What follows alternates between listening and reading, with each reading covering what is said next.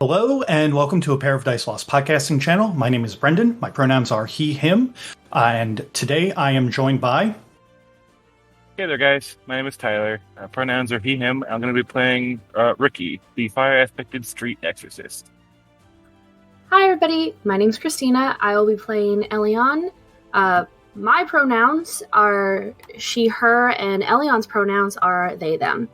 They are a water-aspected investigator. Hi, everyone. My name's Cody. Pronouns are he, they, and I play Devine, the air-aspected shady businessman. Hi, my name is Britt, and I play Resh Fairus. My pronouns are she, her, as well as Fairus's. She is a wood-aspected dragon-blooded who has a familiar named Zeke, who is a ferret, and she's kind of a performer, petty theft. And this is Exalted, like a dragon-blooded. Hey friends, Brendan here. Just wanted to give you all a warning concerning this episode. In this series, we have clearly made the choice that the Guild are the main antagonists due to their extreme need for profit over basic human decency. Due to this, there have been multiple mentions throughout this story arc involving human trafficking. However, this episode gets into a bit more of the gritty details as Ellion has a conversation with a young woman who's been sold to a bathhouse to pay off her debt. We don't mention any sexual content explicitly, but it is certainly implied throughout the conversation. If this isn't something you're comfortable hearing, I totally understand and ask that you skip that scene. It's roughly 15 minutes long.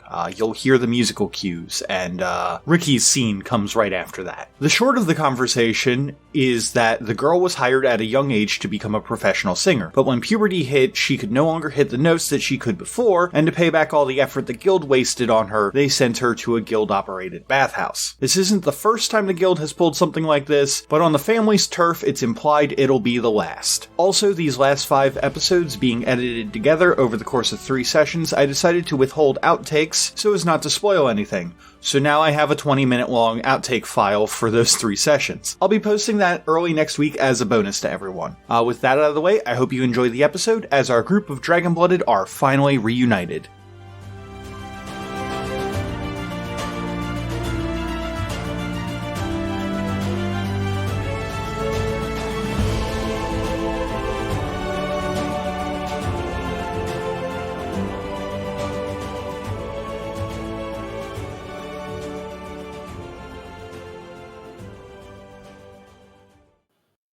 So that is the end of the first round. You may now regain 5 motes. And then we're going back to the top of the initiative, which is the crew on the...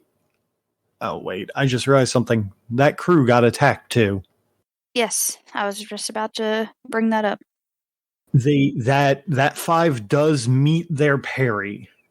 They have a soak of 8, though, so they're negating 8 damage, so let's see if they get hit for anything. Few wayward spears come, and it looks like Demik, your big guy, takes a hit for the other couple of people and blocks the spears, but he does look a little hurt. Oh no, not Meatball. All right, so with that, they're going to go again and try to retaliate against the group of guild guards at the top of round 2. They actually, with their billy clubs and blackjacks and everything, managed to actually get through the defense of the guild guards. How many charms can you use per turn? Like my attack? As many as you have essence for. Perfect. Wow. They managed to do 3 fucking damage to these guys. Good. As that Demik takes the hit and Denarid. That's his name. The infiltration specialist. Yeah, so as Demik gets stabbed, Denarid more or less like passes out, and the people who you're helping grab him and pull him into the container with them. Gotcha. Okay. So the crate is still there because the way that I see it is like you guys are all doing this, and like Desert Bloom is more or less like on top of the crate doing the sorcery bullshit. The Jala inside the crate grabbed Denarid and kind of bring him in as he had passed out. And in response to this, Pelopsdora swings out with her blackjack and like clocks 3 dudes, and like they all just kind of like bonk each other and kind of like look like there's like a little bit of blood coming out of their helmets from a very rough smack to the head. Damn. Next up is your go. It is. It is my go. Since I've never like had a character like flare except for once, I think maybe. I think I'm going to spend this essence and start flaring. So I'm going to spend 1 mote for unobstructed hunter's aim to add an extra die to my archery roll. And I'm going to spend the 4 motes for death from nowhere, which would ignore the 2 points of soak from armor. That is spending 5 motes exactly from my peripheral. And my anima banner is flaring. I'm guessing it's a dim. Yes, it is dim. Fairus is wood aspect, right? Correct. You would have like a dim like a green aura around you. There might be like the scent of like fresh petals in the air around you, that kind of thing. Okay. When does it become like an actual like visual thing? When it gets to like glowing or burning? Yes. So anima's flaring at dim. I'm using unobstructed hunter's aim and death from nowhere, which ignores 2 points of soak from their armor. Oh, actually, I'm so sorry. I actually lied. Your anima banner is always at dim. Oh. It's invisible to all senses. This is the default level at which it resides when you're not spending essence. Oh. I'm glowing. The next one up is glowing. The Dragonblood's anima outlines her body in the glowing colors of her element, and her aspect markings become more pronounced. Any attempt at stealth or disguise suffer a -3 penalty. It is burning whether you're seeing shit. Oh, no, I'm sorry. It is bonfire iconic. It literally says in here, upon reaching this level and at a suitably dramatic moment, her anima manifests an iconic display of elemental power or other personal symbolism chosen by her player. Perfect. All right. So, but I'm always dim. Now I'm glowing. Yes. Okay. Now that we know what's going on again, I will roll to attack. Again, I'm going to take aim, this time aiming at the one that struck Demik, also known as Meatball, because he hurt my meatball. Since you're actually kind of like turning around to strike at them, I would say that those ones on that side are still at short distance, whereas the ones that are near you who have closed in are at close. Since you're turning around to help out your friends, those ones would be considered at short. Okay. So you would get the accuracy bonus for that.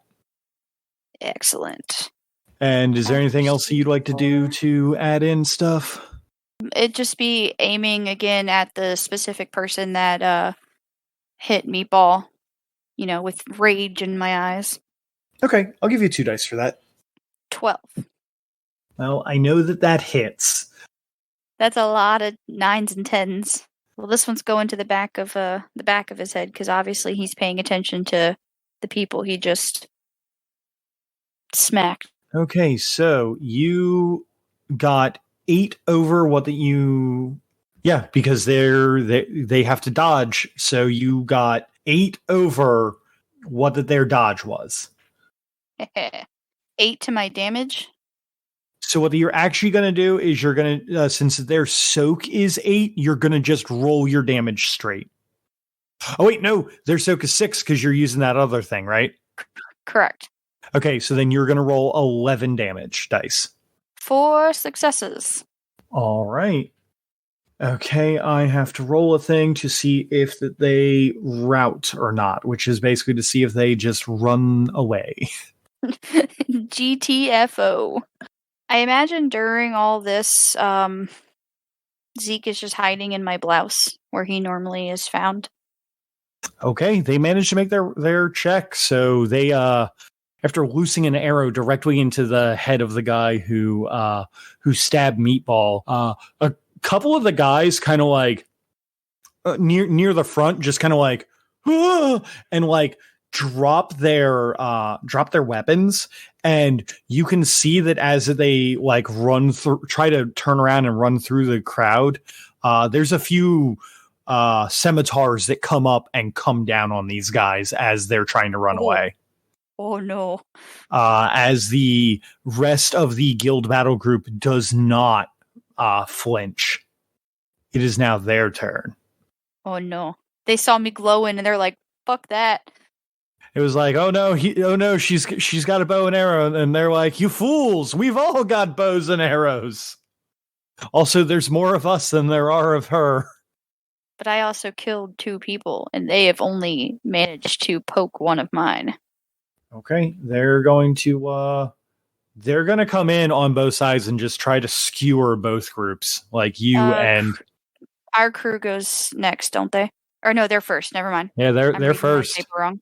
I just realized that I did not give you an opportunity to try and describe getting out of the way, but I don't think that a 3 hits you anyway. It's a 5, so no. I mean, it would have been the same similar thing. It would have been probably like some kind of back handspring or something to pop out of the way. You know, all acrobatic-y. You back handspring. Zeke pops out of your blouse and sticks his tongue out at the guild guards. Everybody's very impressed. Beautiful.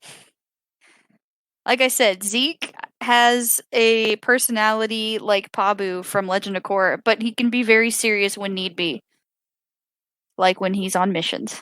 Your group up front manages to Meatball and Pelopstora manage to swipe away the incoming spears and hold everything off. Pelopstora just kind of looks back to you and just goes, well, both of you, now would be a great time if we could get on out of here. Yes. How is that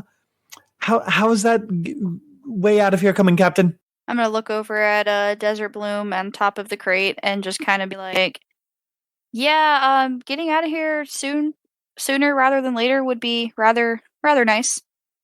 Almost ready. You can't rush perfection, darlings. Okay, so top of the initiative next is, first off, regain 5 motes. Yes, and because I hit last time, I got another initiative, correct? Yes, you did. So now I'm tied with the crew. Well, in that case, do you want to go first, or do you want them to go first? I'm gonna go first, and I'm going to. The guys on the other side are still at short distance, right? Yep. Actually, I'm going to change it up. Bear with me on this one, Brendan. I'm going to do another like pirouette spin with my bow to face the group that was closest to me again and take aim. That does give me -2 on the accuracy. But all right. I plan on spending 3. So I'm going to do the Death from Nowhere again, which is 4 motes. And then 3 motes for Unobstructed Hunter's Aim to give me 3 extra dice to help negate the -2 and give me an extra point. So that's 4, 5, 6. That's 7 peripheral. So I'm glowing again, or I'm going up to burning now. Okay. This is Fairus getting angry. Okay, and I'll give you an extra 2 dice for the description. Okay, so then that would be 13. 4. Their evasion is a 4, so it hits. Yes. What is your damage? Damage is +9. You're actually just rolling 1 die. Because they still have a soak of 8. Soak of 6. Oh, I'm sorry. You're rolling 3 dice then. 1 success, which puts me at an 8. Okay, next is going to be your crew, who are going to get the benefit of them having a lower defense. Yeah. And I told you my anima's burning now. Hot damn. Okay, they're going to make an attempt to attack, and they're going to hit. Womp, womp. For 2 whole damage. I have a soak of 7. Not you. I'm sorry. Okay. I'm sorry. I should have mentioned. They are. Oh, this is the crew. This is your crew rolling against the other guys. Yeah, because you both are on the same initiative. Remember? So crew hits. Yes, the crew hits as Meatball grabs 2 guys and bashes their heads in, and then pushes them back over the other guys. A contingent of more spearmen steps over their fallen comrades, uncaring. I imagine Meatball at one point picks one up and just hits a motherfucker with another motherfucker. And at the very end of... Oh, I'm sorry, I still have to roll... Wait, no, I did roll their damage. And at the very end of the round is going to be the guild troops, who are going to try and take down you and your crew one last time before Desert Bloom gets their spell off. Would you like to do anything to up your defense? They're about to be rolling 9 dice at you. Yes. I'm going to use Threshold Warding Stance. So I'm going to spend only 4 motes and get 2 +2 on my evasion. Or no, I'm going to add 2 automatic successes on my dodge roll. No, you're adding to your evasion. The only time that you're ever actually making a dodge roll is if there's like a trap that you have to dodge, or in the very rare occasions where that you and someone else have the same initiative. At which point the game breaks down and turns into World of Darkness again. Gotcha. So then I'm adding 2 to my evasion. Are any of them attacking with range, or is it all melee? It is all melee. Okay, so then yeah, my evasion is a 7 now. And any way you want to describe that, you can tell that Desert Bloom is getting ready to unleash some kind of spell. Is there anything you'd like to do before he does that to try and like up your evasion? I'm going to kind of jump towards the open door of the crate and do one of those like where I grab a hold of it and kind of like swing myself inside of it to kind of try to block myself with the door. Okay. I like that. I'll give you another 2 to your evasion, so they have to roll a 9 to hit you. Picking the performer concept has definitely been a good choice. Wow. They don't even hit your crew.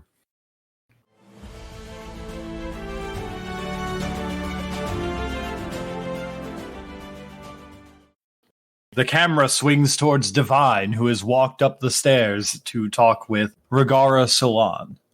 It's been 2 days, Devine, since that you spoke with Solon, and 2 days before that, since you met Solon and spoke with Tanos. Solon asked you to take over the Crusade table for a couple days, and you got a little bit more used to the local patrons, the normal people that these places cater to. You also found out that Solon takes a very hands-off approach to the brothel business, is much more concerned with the casino and the arms dealing that she has going on. She actually hired, according to her, someone who knew something about the pleasure trade back from the realm. So she just lets them handle it and takes a cut of the profit. So you're having trouble with the arms dealing side of things. Is that what I heard right? No, they're doing just fine with both of them. What they were saying is that they don't handle any of the brothel side of things. Well, you're just taking the money from the brothel and letting it act with its own sort of autonomy? Yes, well, I'm asking one of my, I wouldn't say cousins, but I guess that's what you'd call them. I have a friend who used to be a merchant for Sinis. Back in my old days on the Blessed Isle, you know. Do I know? I don't know, Cody. How much you know about the realm and the Blessed Isle? Fuck You them. don't know shit. Then, okay, how much does Devine know is a better question. Probably not too much. If I'm being honest, like he's how much crime is there? That's the question. Is it known as a crime haven? It is most certainly not. Then probably didn't even spark his radar. Okay. Yeah, no, I don't know what you're talking about. The Isle, is that I'm guessing it's a pretty big trade hub, huh? She looks to you like you're an idiot. She kind of like takes a moment and then just kind of goes, Devine, how... Have you ever seen a map of the world? Seen like regional maps. Geography was never my strong suit. If you need the battlefield assessed, you know, I covered a lot of that in a lot of battlefield assessments. Hey, Cody, real quick, you have very high like reading lines, right? As this character. I've got breeding. Okay, I was just curious. I didn't know if that would come into play because, like, the Blessed Isle is a very big, like, dragon-blooded domain, if I remember correctly. Right, but he's also Lookshayan, so it's a different set. Where? Were the Blessed Isles and Lookshy ever in any tussles? Yes, Cody. Quite a lot, actually. Lookshy is one of the only things that can stand up to the Blessed Isle. Oh, then yeah. I'd know it from that. From what he paid attention to it. Give me just a second. You know what? Nope, I've already committed to the bit. But what if the Crusade battle that I set up constantly is one of those battles? And he just doesn't know it. I'm glad that it's just this guy is a completely... just kind of an idiot, but also like a genius in other ways. Yeah, like they're not look shy. They're not the winners of those battles. What do I care? Yeah, I've looked at maps. It's just, you know, not something that ever piqued my interest. You know, it's the realm. The realm's the realm. I mean, you're not wrong there. It's just very interesting to see someone not give, well, a singular fuck about the ruling nation of creation outside of what little minimal resistance that Lookshy has been able to put up. Oh, they're that place that comes to get their ass kicked every couple thousand years. Yeah, I know that place. I used that battle for my for the Crusade game. That's why we've been making so much money, because, you know, these folks can't figure out how to beat Lookshy in military. It's a trend I'm noticing. Yes, well, I'm trying to think of a good way to explain this. You know how the Lookshy has noble houses? Yeah. The realm does as well, except we're much larger. I am former realm, if it wasn't obvious, which I guess it wasn't to you, when I mentioned that my family name was Regara. Oh, so what's a pretty woman like you doing in a dumpy place like this? And by dumpy, I mean the general area, not the. I'm not talking about the shaved yellow. I'm just talking about the undermarket in general. I guess. Well, you don't have to tell me, because, you know, you haven't asked why I'm down here. So I guess we'll just have that mutual understanding of we're both two people in a place with more opportunities than our houses could provide. You would know about the realm and the Blessed Isle. It's kind of a big deal. You have had wars about this over the last hundreds of years. Yeah. The realm and Lookshy are actually mortal enemies, and Lookshy is basically a small nation state that somehow holds its own against the rest of the realm. Main reason for this is they have a shit ton of first stage technology for war and have an entire actual air force. My gun's bigger than yours. The realm just has more people. So I'm trying to like figure out how to like, because like we haven't really run into like there being like a moment to like really explain stuff that isn't like chiaroscuro until like literally now. Yeah. So anyway, so we're going to just zoom back in on Devine talking to Rogara Salon. So then, Devine, we wanted to deal with. You want to help me deal with the guild, then? You want me to back the Tyranata, is that correct? Yeah. I would appreciate a partnership with you because, after our talk the other day, I caught up with Moira and helped her make the drop, and I don't like that Thanos guy.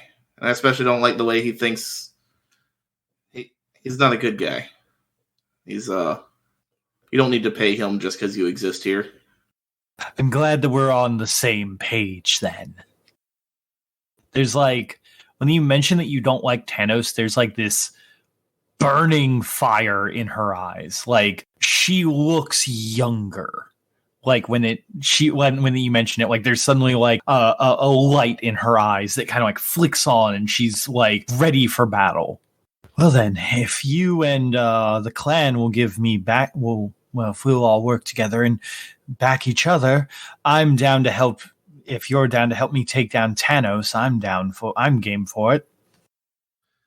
Yeah, I figure we should start by undermining his influence in the undermarket. Would be the place to start, because it seems like these guys, money and influence is important to them, and you hit them where it hurts by taking away their money and influence.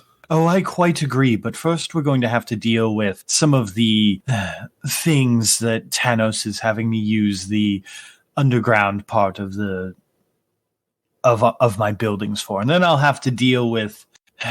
Tell you what, how about we get you signed on as a partner for these 3 buildings, and then we kind of go from there.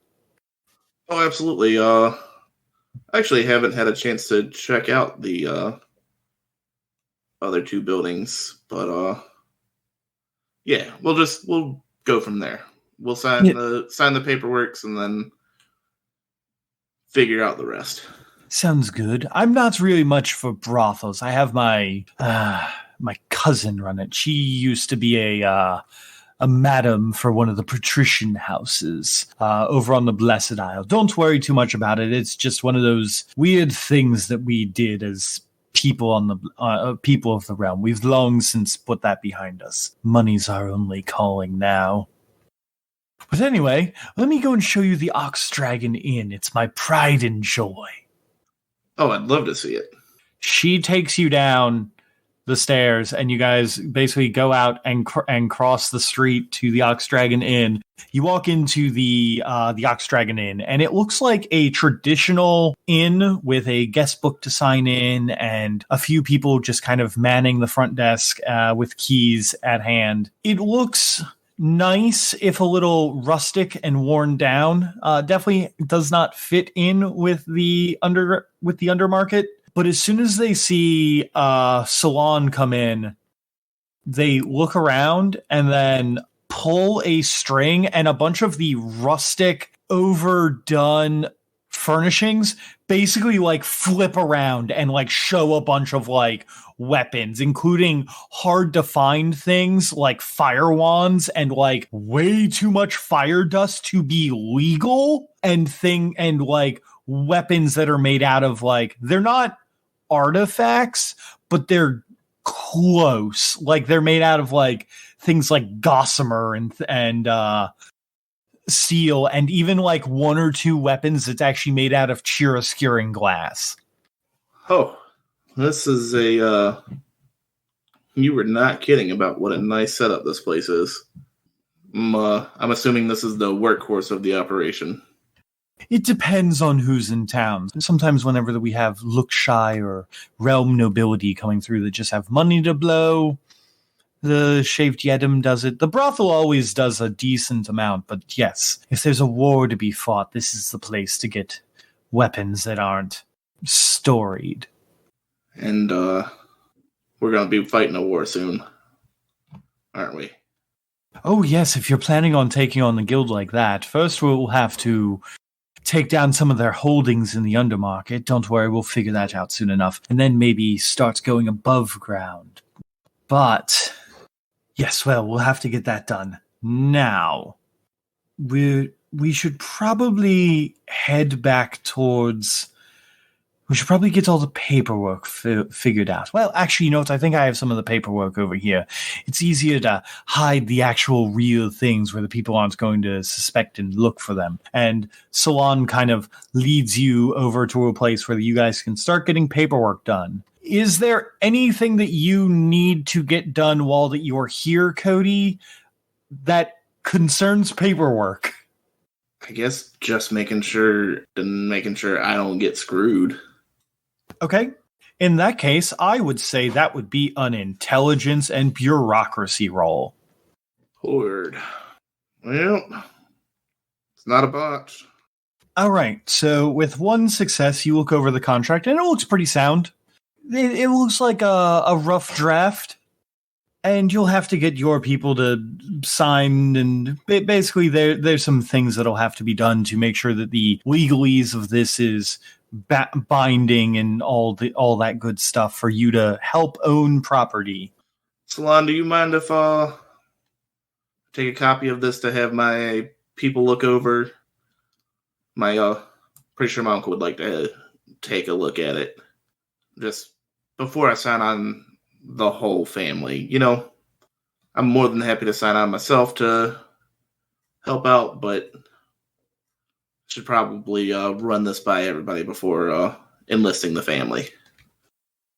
Yes, that's a fine idea. Well, why don't you get going, and we will talk about this when you get back then. Yeah, sure thing. I look forward to seeing you when I get back. You got any wine you want me to pick up while I'm out? If you could find me a bottle of Thorns Moscato, that would be delightful. It's been extraordinarily rare lately.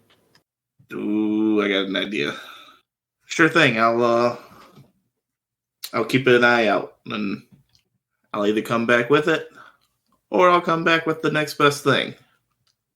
But it'll be it. It'll be Thorns Moscato. Look at you making some big promises there, buddy. Hey, Brendan. Yeah. Introducing lore that Tanos keeps a bottle in his desk drawer, and I want to rob him. That was the train of thought. I'm not even going to have you roll for that. I think that that's a great idea. Thanos seems bougie enough. Plus, I feel like there's I feel like it fits the story but I feel like he traded her in for a newer model. And probably just keeps that bottle there for, to impress all the women.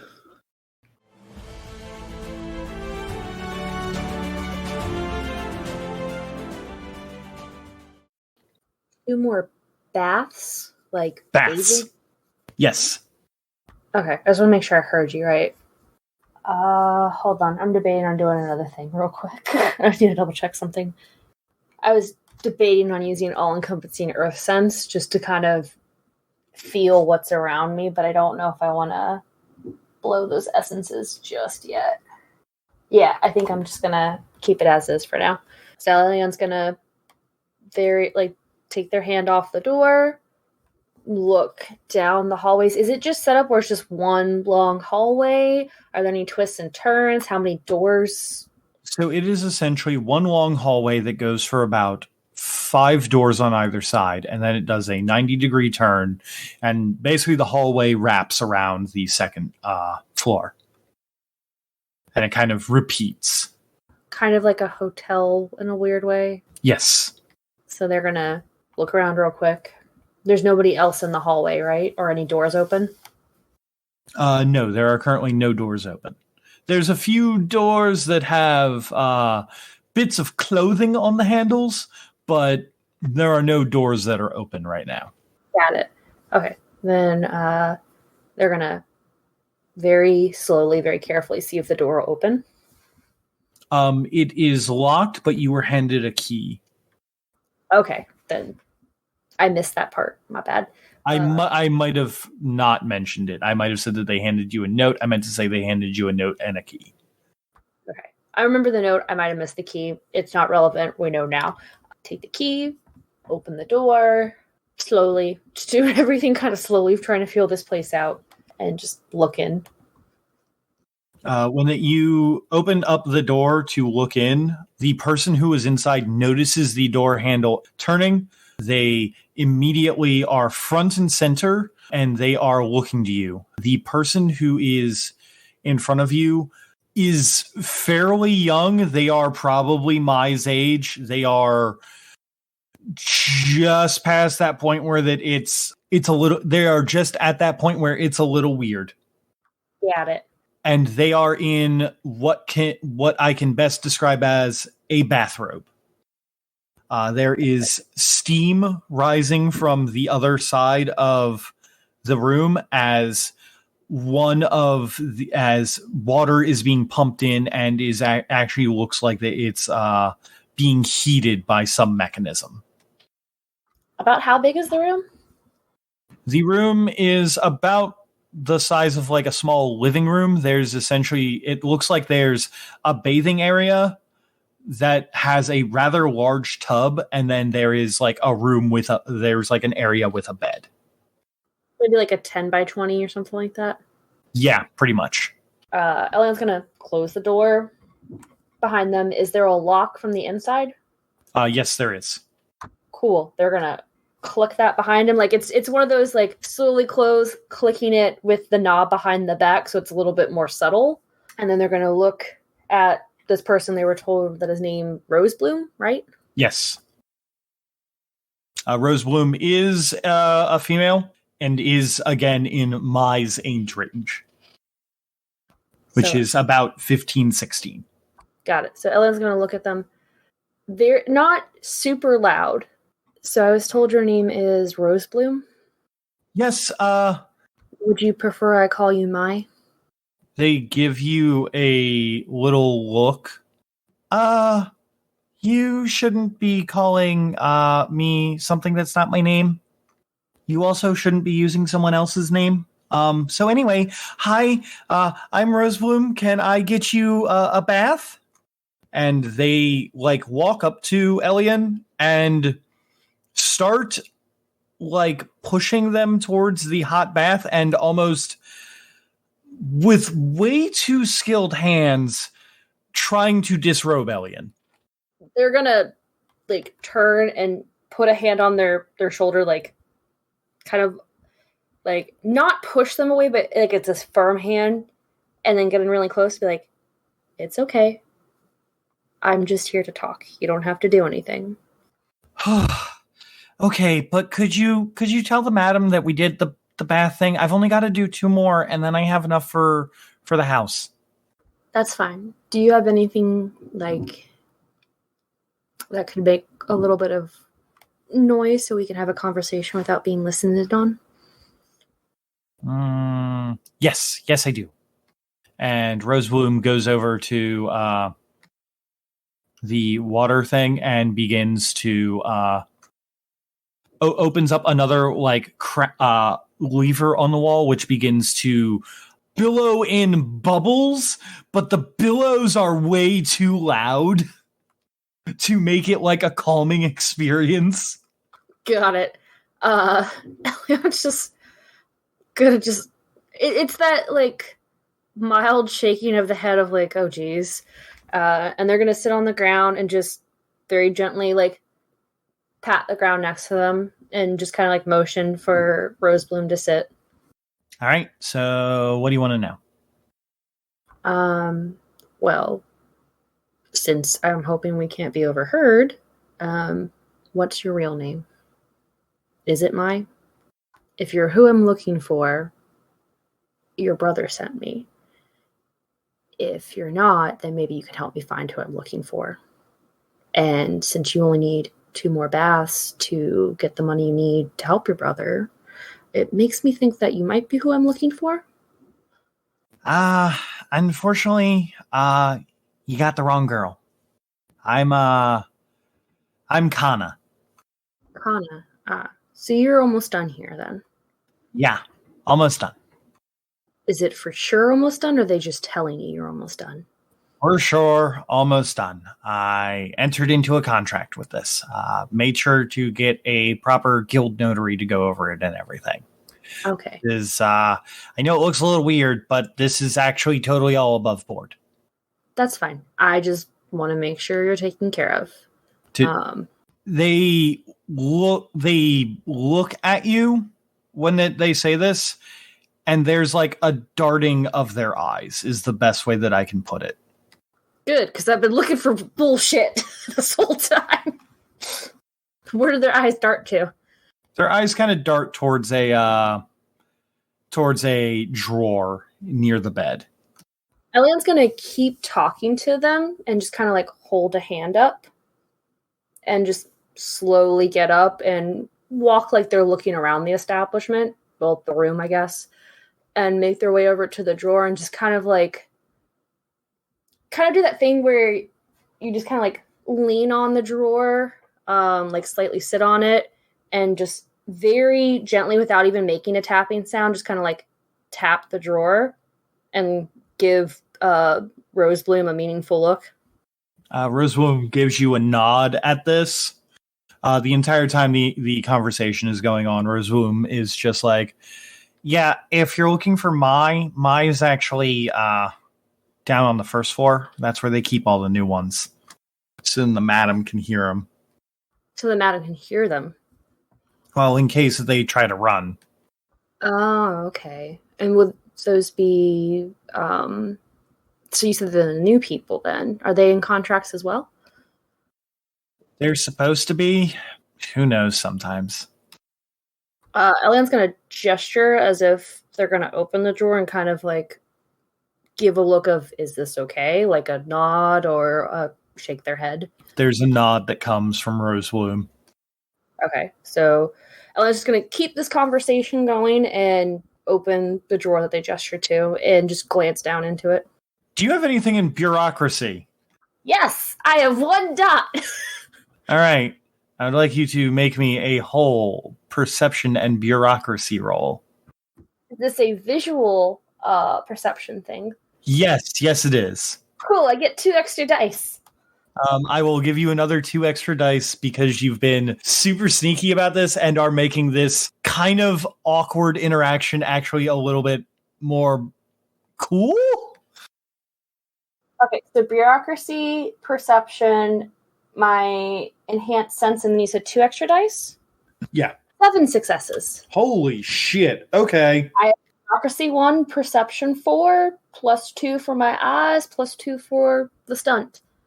Hey, I was expecting you to get like 2 or 3 successes, not 7. Okay, so you basically, while you are having this conversation with Rosebloom, you glance down at this contract, and you know a little bit about contracts with the guild. You've worked with your buddy, and you've done a little bit of work with taking contracts from like other people whenever you needed money, that kind of thing. It's not that big of a deal to figure this stuff out.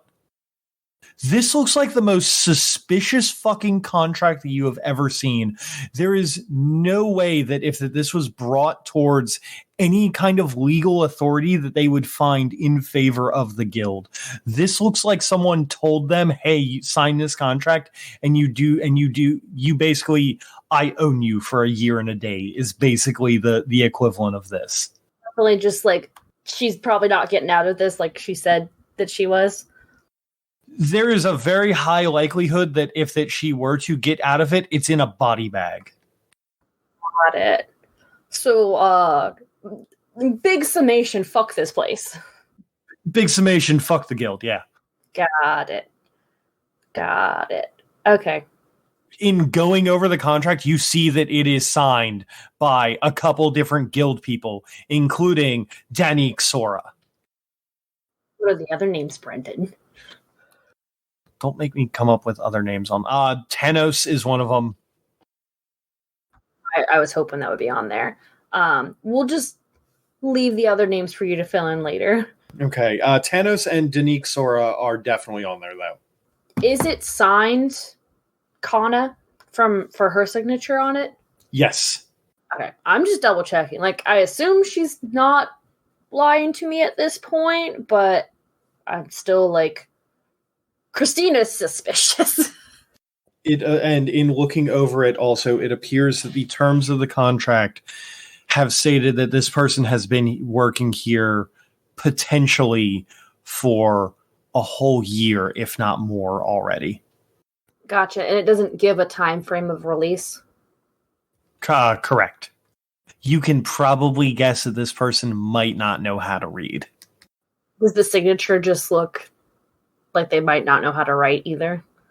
A better way to put it is that the contract itself has little bits that are in Flame Tongue, but most of it's in River Speak because, it's the guild. Which is great, because I know River Speak. Which is why that you are getting all of this stuff so well. Having the languages so I could do things like this. So I'm going to, if I may, use my ability of eidetic memory to try and commit most of this to memory so that I can regurgitate it later when I need to. All right. And after looking through the contract, Ellion's going to pinch the bridge of their nose and put it back in there, close the drawer, and go and sit back down with Rose Bloom. So how long does this usually last? I just feel like maybe you need a break, and I'm okay with helping you acquire that. Really depends on the guy. Some of them stay for like a couple hours. Some of them are like, just brum brum, and then it's done. I have some money, but I'm not incredibly wealthy. So if you can just give me an idea of a reasonable amount of time, you can have a break. I'm not going to make you do anything. Yeah, of course. I'll let you know when it's about a good time for you to leave. Is there anything you'd like to talk about? No, just looking forward to being done with this. I'm sure. Can you tell me more about, the people downstairs and how you got into this contract and everything? Well, you see, they said that I was super pretty and that I could sing really well. And they had this whole thing where they said that if I could sing super well, then maybe I could become like the next song maiden of Chiaroscuro. And they put me in a training program. This was a couple years back. I was only 12 at the time. But eventually, when I grew up and everything, my voice cracked and I couldn't sing as well anymore. So they said that I had to pay them back for all the resources that they wasted on me. Got it. That's unfortunate. I'm sorry to hear about that. About your voice and how they treated you. Yeah. Well, hopefully it'll be fine soon and I can go back and see my family. It's almost done. Yeah, you have a brother back home. Parents? I imagine somewhere. Is the brother older, younger? And Ellen's just going to continue just having conversations, just trying to, relate to this person. Yeah, Ellen's just basically trying to give this kid a reprieve and maybe find some more information out about this whole process and the people downstairs that are new.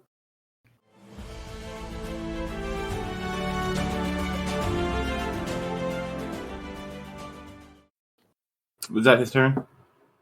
Yep. Okay. In that case, I'm obliged to enter my own stance, I think. Now, does a charm take the entire turn unless it says otherwise? So since the golden janissary form is a simple charm, it does take the whole turn. Okay, well, that one's only really good against creatures of darkness anyway, so I probably won't use that yet. And decisive attacks can be used after they crash, correct? Yes, or before if you want to. I'll probably wait. They do tend to be more effective once someone has crashed. Yeah. I think I would like to, what is essentially do something a little bit cheeky here. I want to make the play that I am performing performing a textbook advancement style strike of my martial art, to meet this provocation. But I just want to, be mean and, kick him really hard in the shin when he's distracted by what I'm doing. Okay. I won't just disrespect his respectful provocation. Okay, you know what? I'll give you a 2-point stunt for that. So 2 extra dice and an auto success. Okay. Is there anything else you'd like to add to the roll? I'll go ahead and use some peripheral though to pump Become the Hammer again. So just with the stunt and the weapon stuff, it should be 19 again. And then also add in the auto extra. Success. Yep. Yeah. With that said, he's going to pump 4 motes to increase his defense by 2. Going to have his defense stay at 7. He's going to start burning this building down here soon. Yeah. Which he is now all out of personal motes. Oh no. And then he is also going to spend, I believe it's 3 motes for Flame Flickering Stance. Basically what that does is that any 1s on the attack roll grant him a +1 parry. Yeah, I think I have that one too. So your target number is 7 to hit him. It's pretty good. So you got an 8. You get to re-roll those 6s. I do. However, because you got some 1s, let me see if there is a limit on how many that he gets for that. That would be a little silly if there's not. There actually is not. Very cool. That raises his parry to a fucking 10. Shifting in his form as you come to strike at him again, he kind of moves away as if he's almost as if that you're passing your staff through a flickering flame. Alrighty then. Guess I'm done. He will go next. Okay. Kind of jumping over the staff, he's going to come and try to strike at you with a rapid series of hard jabs to the chest, trying to push you off balance. He's going to spend 4 motes. I'm sorry, he's going to be spending 7 motes total here. 4 to give himself 4 extra dice on his attack, and then 3 motes to give himself Searing Edge attack. Basically, Searing Edge attack, if he hits you with at least 1 success, he can basically take away his essence in initiative from you. I have some charms to use for dodge, if I may. Please, go ahead. I'm going to use Ember Amid Smoke Misdirection. That gives me a +1 to evasion, and on a successful dodge, the attacker overextends, suffering essence dice of unstoppable withering damage. She doesn't gain initiative from this. I'm also going to use just Threshold Warding Stance. And I think the limit is my dodge, right? Yeah, I'm going to just pump my dodge to 5 again, and I'll use the thing to raise my evasion. So that'll be 8 from my peripheral pool. Okay. Now, correct me if I'm wrong. Dodge is Dex plus Dodge divided by 2, right? Rounded up. So my Dodge is by itself normally 5. It's now 6. And I have +5 on the dice roll to dodge, I mean. Oh, you're using... so you don't get a dice roll to dodge. It's just a static value. Threshold Warding Stance. Raise her evasion for 2 motes for 2 motes per point. Okay, I see. In that case, I'll raise it by 3. So my dodge will be 9. Because it's 3 for the misdirection, and then 3 dodge raises from Threshold Warding Stance. Oh, okay. Any way that you want to describe this or anything as he's coming in for his quick jabs? As those strikes are incoming, I would like to just do a pole vault stand on my staff to get out of the range of that. Okay, I dig that. That's so much. I just want to like flip over the top of his head and just like leisurely land behind him. I'll give you an extra 2 on that. Oh, so it's 11 then. So he did also spend 4 motes on that Brawl Excellency, which means that he has 1/6 to reroll. Yeah. A chance. Nope. Very close. It's like one of those like he comes at you and you can feel like you're a fire aspect and like you're used to this kind of heat, but he's radiating some like absolute just insanity here. And he's going to strike you, and then you just flip over him with the staff, and he's just left dumbfounded that he missed. As he turns around and looks for me, because I have to do my wither damage from misdirection, I'm just going to like bop him on the temple with the head of the staff like an old man. Nice try, Sonny. And he takes 2 withering damage. Unsoakable. What's his initiative at now? 2. Oh, he's not quite crashed, but he's really close. He's very close. And then he also, it's your turn now, isn't it? It is. It is my turn. He's getting a little bit dangerous here. He's about to like burn this fucking building to the ground. So I have to escalate things a little bit. I'm going to go ahead and amid all my goofball nonsense, I want to like plant my feet and exhale, letting out like a little bit of steam as my own essences are starting to get used up. All right, guy. I think I've had about enough of this. Thanks for the round, though. It's nice to get some exercise. I want to like assume a serious stance with the staff, and with a very swift flick, deliver a strike right to his like temple. And I'd like to use Cleansing Flame Strike to add 1 die of damage and ignore 2 points of hardness with a decisive strike. And I'm going to pump it with Become the Hammer again. So that'll be 8. So you're doing a decisive strike to add him. Okay. I am. Remind me how these work again. I know they're a little different.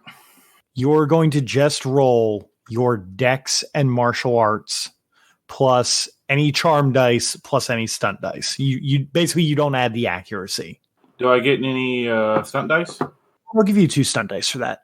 So, and does the charm dice still add to it, right? Okay, so that would be 16. Okay, he is going to try to take up a serious stance and is going to. Can you just see if that flickering thing can even be used against decisive strikes? I actually don't think it can. No, it can. He's going to up his parry by 1, and he's going to use flame flickering stance as he is. No, actually, he's only going to use flame flicker stance because he's at the point where he might start burning this place down because he's been using like a crap ton of essence. So his defense right now is 5? His defense right now is 5, but any 1s that you roll do get added to his parry. I wish I had something to re-roll the 1s. But I do re-roll the 6s though.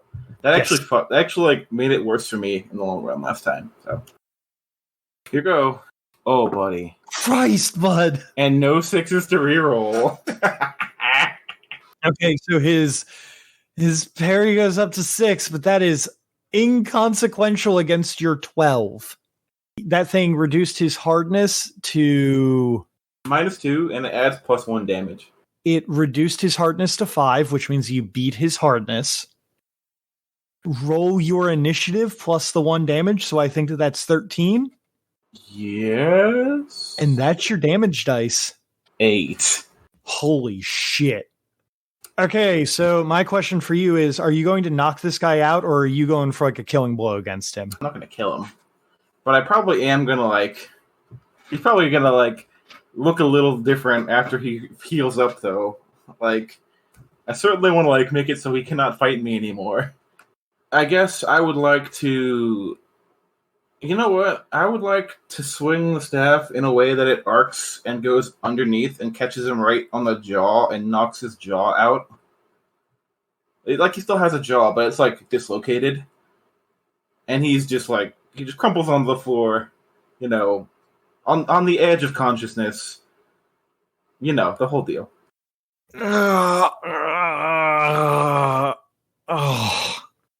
he crumples before you. This old martial artist, unconscious, and you can see the woman bound in jade, staring at you with a very, very wide grin. Well. Seems like I got myself caught just in time. Hi. I walk over and try to find ways to unlock this lady. What the fuck did I just walk into? These will be a little bit hard for you to break, so I'd suggest getting the key from his pocket. Yeah. I'll grab the key from the guy's pocket. And I'll unlock the thing. Now, as I'm not fighting, does this just look like a normal woman? Anything special? You can see that there is something with her skin that makes it seem a little bit more metallic upon getting closer to her. Her eyes do not seem natural. They're the best way that I can describe it is that they are lacking a proper pupil, and instead it looks like there are flecks of metal throughout her eye that almost resemble broken chain. I'll notice that to the side, but continue on, assuming it's, maybe it's some weird form of maybe some dragon blood or something, and I'll unlock the chains. When you unlock the chains from her, you immediately feel the best way I can describe it is almost like a pressure that gets put into the air as her full celestial form is released from the chains that were binding her, and she is standing up at 9, maybe 10 feet tall total, as she's just stretching and cracking back and joints and everything, and looking like she's getting ready for a fight. She stares down at you with this toothy, excited smile and just goes, "Well then, little one, how can I help you? You've released me from my chains. The least that I can do is grant you with something as well." The presence that you described, do I know of or have a theory of what that is? Do I know what I got myself into here a little bit? Yes. Your background in the Immaculate Order, you know for a fact that this is a god from heaven. Well, that's kind of done, isn't it? Well, I hate to be shallow here, but you got any cash? I could use a little bit of money. If you're offering, that is. Unfortunately, what that I broker in doesn't exist on creation, but I'll give you something better. A workforce. And a gift. I like gifts. Riki certainly seems to be a little apprehensive, but is not cowering away or anything, just remaining cautiously aware. She leans down her massive, way too tall frame and places a gentle kiss upon Riki's forehead. Riki, you now have access to sorcery. Yay! Please make sure to notate your control spell when that you have decided on it. Any of those merits that I put in the little thing that I sent you, you are allowed to buy with XP at any point now, and all of those shaping rituals you have access to for getting sorceress motes. Yeah, buddy. I'll have to look back through that in a second. Now then, we were dealing with giving you a little bit of my power and also getting you a workforce. I believe that there are some chains up above to break. Oh, I'm sorry, I forgot to introduce myself. I'm the Broken Maiden, the goddess of emancipation and freedom. Have I heard that name tossed around before, Brendan? I'm gonna actually say that would be an intelligence and lore roll. Okay, I don't have those, but I have occult. I don't know that it would necessarily fall under occult. Well, let me see what my intelligence is. It's probably not great. I don't have any. Actually, I have 2 in lore. Wow. And my intelligence is 4. So yeah, I'll roll. Difficulty 3. Nope. Well, you know that's a god. Neat. Yeah. I suppose I should go set them free too. Maybe see if anybody's hurt or anything. All right. So you head on out and then go up to the floor above. And there you will begin freeing the people. I will make one request, if I may, Brendan. Just sure. For future. That old guy, I would like to, send him back to his little fucking temple. Maybe like an apple in his broken jaw or something, just, toss him back, send a message. Okay, yeah, he'll go and give the entire religion of the realm your message. I don't fucking care what they do. It's not the character to be worried about what other people are going to do about my actions. That's fair.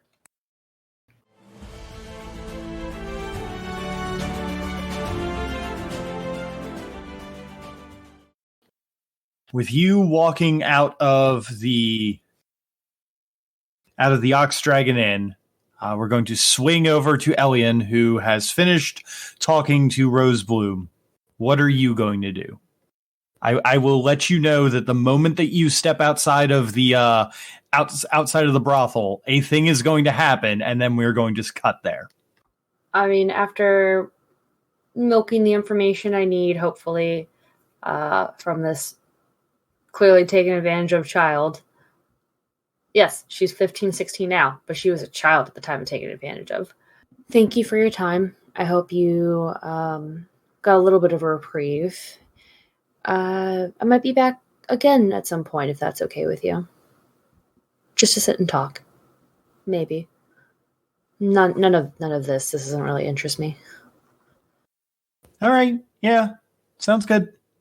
They're going to get up, kind of brush their clothes off, and head out. When they head, because this is on the second floor, right? Yes. So they're going to head down to the first floor. Is there a way to see where the people are kept on the first floor? Or is that kind of like obscured? That would be obscured. Okay. For right now, having like mentally memorized the BS that was that contract, have some information about all this, I think they're just going to walk out for right now. Because the best thing to do at this point is to just kind of formalize a plan. Okay. As you both walk out, and you can both see each other. One of you is walking out of the Ox Dragon Inn holding a piece of paper, and the other one looks, I guess, upset about everything that they've learned today in the Bountiful Bear. I assume that Ellion's emotions don't normally show, but after learning what you had, it's a little hard to hide that. There's definitely they're very tight-lipped and clearly kind of mulling things over, thinking deep in thought. As you two look up and see each other for a moment, you then see about 10 immaculate monks run out of the shaved Yedin, followed very rapidly by a burly 9-foot-tall woman with Riki next to them, as well as a bunch of people in chains who look like they've been, well, let's say, liberated by the broken look of those chains. How do you guys react to this? Devine is going to just look up and, well, I guess that's the shady underground stuff that Salon was talking about the guild making her do. Wow, you guys really do work fast around here.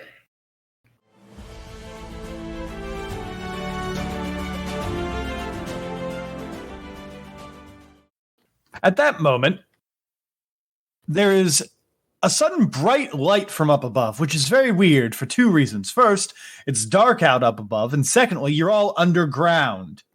Oh, hi, Fairus. There is a sudden heat as the ceiling of the undermarket is burned to a crisp by a screaming bird spell that of flame and heat that's about 20 feet wide and just goes crashing through the marketplace above and into the undermarket.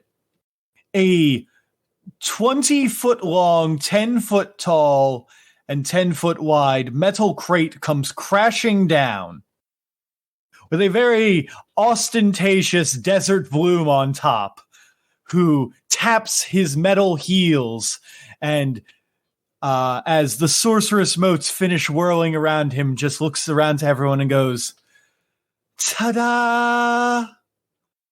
And then the door opens and you all can see Fairus coming out of the crate with her anima bonfire or her anima banner at burning level. It looks like she's been really going through the essence up above as that she steps out and you can see the greens of the wood aspect radiating off of her. And in the hole up above, you can see a bunch of guild mercenaries looking down in on all of you.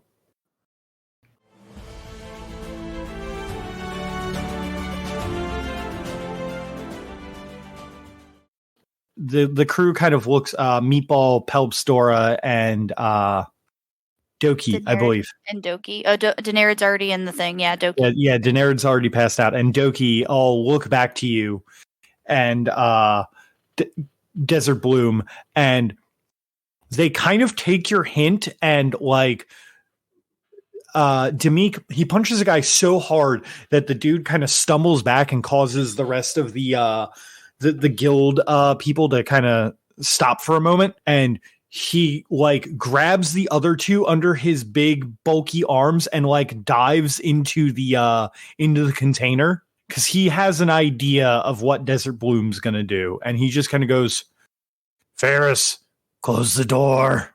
And I will gladly close the door. Inside of the container, it's a little dark and hard to tell exactly what's going on. It is not dark because I'm glowing. Oh, I'm sorry. It is very bright inside there. I am burning. Outside of there is a sudden... So as you guys come into the container and everyone closes it up, it is very bright inside of this container thanks to all of your glowing. Everybody inside is honestly still in pretty much shock that they were caught, for one, and also that for the people inside, they're in shock that a dragon-blooded of all people actually came to their rescue. It's a little unheard of for them. And then you hear Desert Bloom, muffled a little bit by the metal of the container, finish their incantation, and suddenly the crate is very hot. And then, just as suddenly, you all are falling. Oh. That's nice. And then, maybe 5 seconds later, there is a sudden crash as the container stops.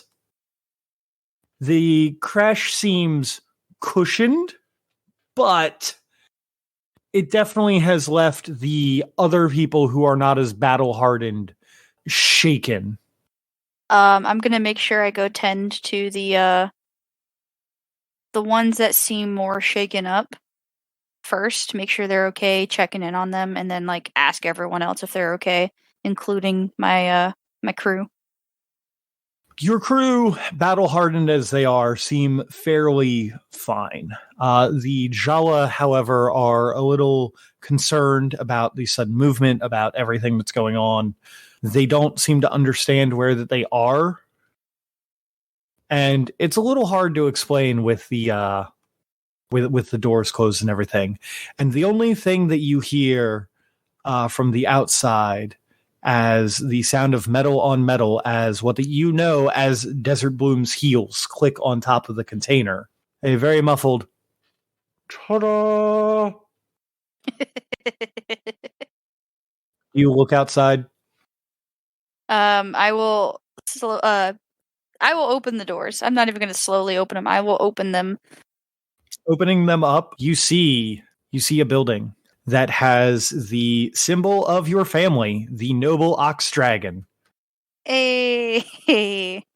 As That's you one are way to get us out of trouble. As you are staring at the ox dragon inn.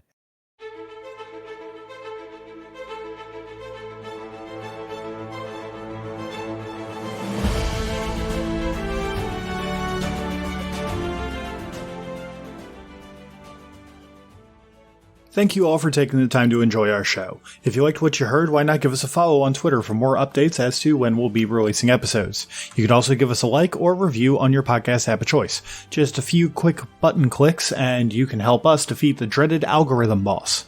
The theme song for this game was Main Theme by Alexander Nakarada, copyright 2019, used under a Creative Commons license. And hey, for making it this far, I saw that cool thing you did, so have some stunt dice.